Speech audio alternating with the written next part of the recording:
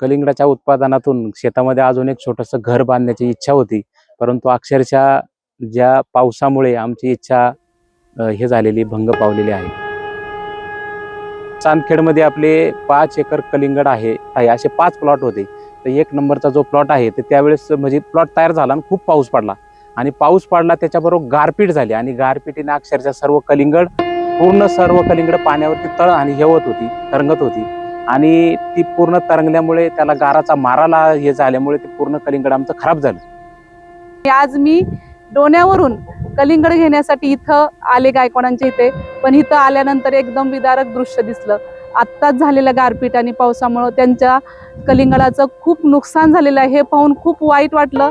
त्यांनी त्यांचं शेत आपल्या मुलांपेक्षा जास्त काळजीने ते पेरलेलं होतं आणि त्याच्यात कष्ट केले होते, पण आज इथं येऊन पाहिलं तर हे विदारक दृश्य खूप वाईट वाटतंय.